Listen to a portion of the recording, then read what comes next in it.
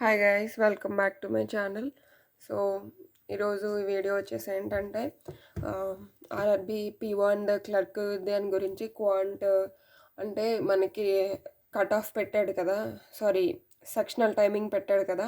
అంటే ఇదివరకు మనకి 80 క్వశ్చన్కి ఓవరాల్గా 45 మినిట్స్ ఉండేది.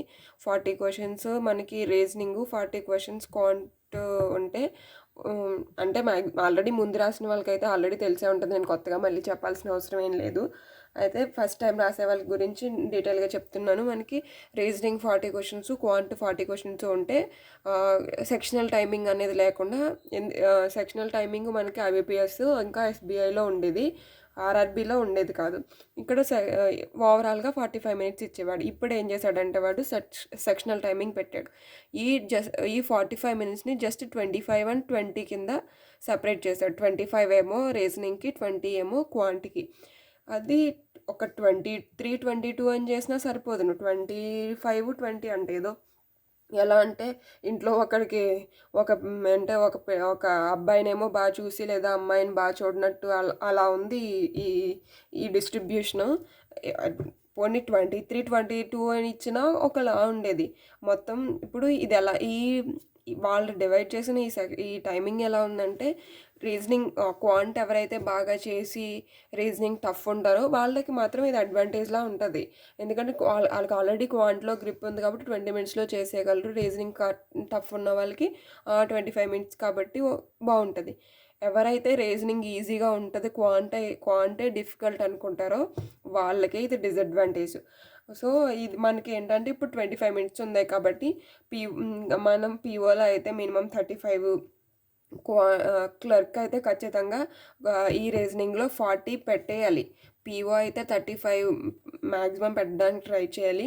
ఇంకా క్వాంట్ విషయానికి వచ్చేలోకి మనం మినిమం క్వశ్చన్స్ పెట్టడానికి ట్రై చేయాలి. సో క్వాంట్లో ఎవరైతే వీక్గా ఉంటారో వాళ్ళు ఈ విధంగా ఫాలో అయితే బాగుంటుంది అని చెప్పేసి నేను అనుకుంటున్నాను అనమాట.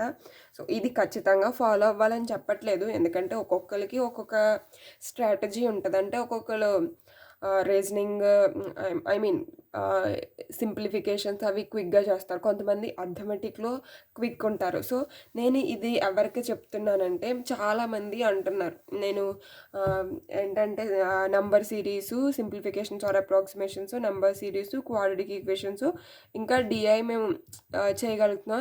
అర్థమెటిక్ అసలు నేను ఆ ప్రాబ్లమ్స్ని టచ్ కూడా చేయట్లేదు, ఎందుకంటే నాకు అంత రాదు, అది ఒక్కొక్క క్వశ్చన్ 1 మినిట్ పట్టేస్తుంది.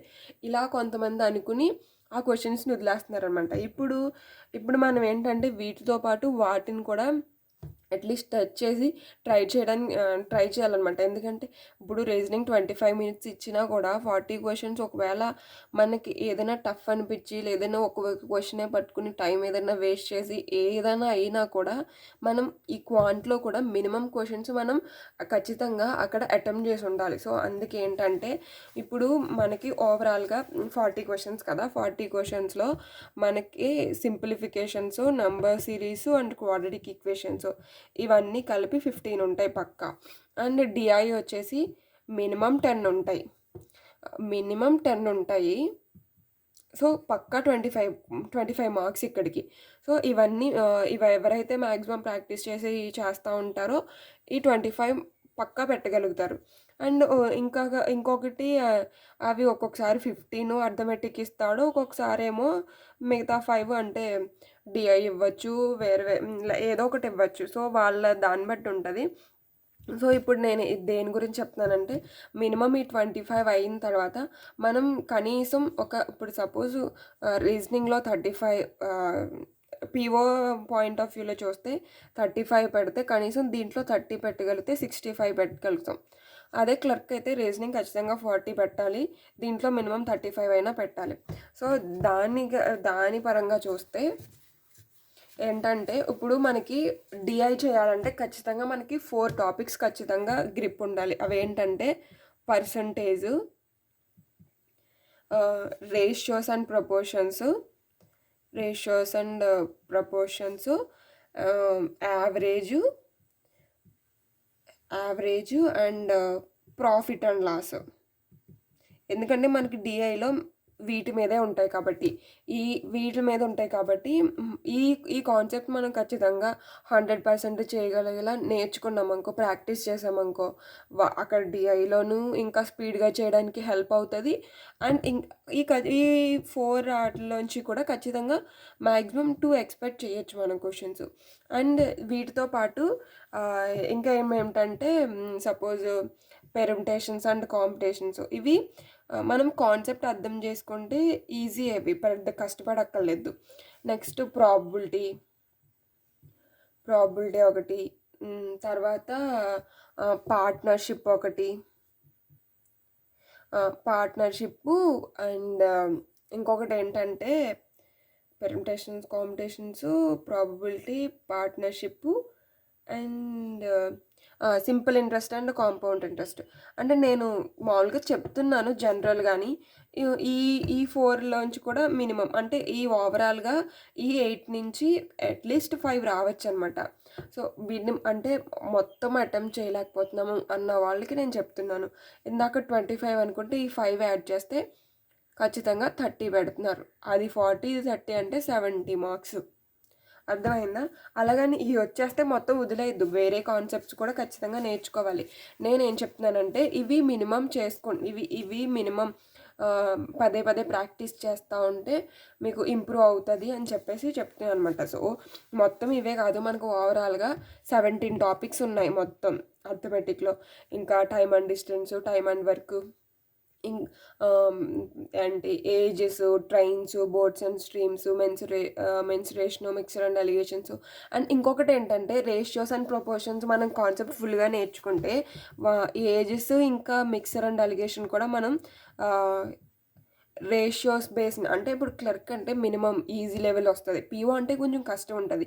అండ్ పిఓ కట్ ఆఫ్ కూడా మనకి 70+ అనేది ఉండదు, మరి 75+, 70 నుంచి 75 ఇలా ఉండదు, మినిమం 60-65 ఆ రేంజ్లో మనం ఎక్స్పెక్ట్ చేయొచ్చు. కాబట్టి పిఓ కట్ ఆఫ్ని బట్టి మనం పిఓకి అటెంప్ట్ చేస్తాం, క్లర్క్ కట్ ఆఫ్ని బట్టి క్లర్క్కి మ్యాక్సిమం అటెంప్ట్ చేయడానికి చూస్తాం. క్లర్క్ పిఓతో కంపేర్ చేస్తే క్లర్క్లో మనకి క్వశ్చన్ లెవెల్ కొంచెం తక్కువ ఉంటుంది.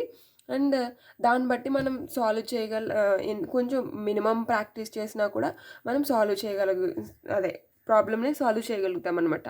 సో అలా ప్రాక్టీస్ చేస్తే బెస్ట్. ఈ ఏజెస్ ఇంకా మిక్సర్ అండ్ అలిగేషన్స్ కూడా ఏంటంటే మనం రేషియోస్ అండ్ ప్రపోర్షన్స్ బాగా ప్రాక్టీస్ చేస్తే ఇవి కూడా చేసేయచ్చు అనమాట.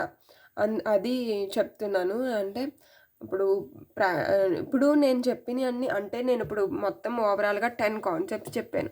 అలాగని చెప్పేసి ఈ 10 నేను చేయమని చెప్పట్లేదు. ఒక్కొక్కరికి ఇప్పుడు suppose simple interest and compound interest ఉంది కదా, కొంతమంది ఇది ఈజీగా చేసేస్తారు, కాంపౌండ్ ఇంట్రెస్ట్ వచ్చేలోకి కొంచెం కష్టపడతారు. కొంతమందికి ఇప్పుడు ట్రైన్స్, బోట్స్ ప్రాబ్లమ్స్ ఈజీగా ఉంటుంది, పార్ట్నర్షిప్పే డిఫికల్ట్గా అనిపిస్తుంది. అంటే ఒక్కొక్కరికి ఒక్కొక్క లెవెల్ ఉంటుంది, అంటే ఒక్కొక్కరి కెపాసిటీ ఒక్కొక్కలా ఉంటుంది. ఇప్పుడు ఎలాగైతే కొంతమందికి క్వాంట్ ఈజీ ఉంటుంది, రీజనింగ్ కష్టం ఉంటుందో, అలాగే కొంతమందికి ఒక్కొక్క టాపిక్ ఈజీగా ఉంటుంది, ఒక్కొక్క టాపిక్ కష్టంగా ఉంటుంది. కాబట్టి మీరు ఒక అనాలిసిస్ చేసుకుని ఏ టాపిక్ అయితే మీకు క్విక్గా చేయగలుగుతున్నారో వాటిని పదే పదే ప్రాక్టీస్ చేస్తే అక్కడ ఎగ్జామ్లో ఏంటంటే క్వశ్చన్ చూసిన వెంటనే కూడా మనకి అర్థమవుతుంది అనమాట, ఇది అని చెప్పేసి వెంటనే మనం క్విక్గా రియాక్ట్ అవ్వడానికి ఉంటుంది. సో అది మీరు అంటే టైంని ఇలా యూటిలైజ్ చేసుకుంటారని చెప్పేసి వీడియో చేస్తున్నాను. నేను చెప్పినది మీకు అర్థమైంది అనుకుంటున్నాను. ఒకవేళ ఏదన్నా అర్థం అవ్వకపోతే, నేను చెప్పింది తప్పు అయితే కూడా నాకు సజెస్ట్ చేయండి, కామెంట్ చేయండి, నేను కూడా తెలుసుకుంటాను. ఓకేనా? Thank you so much.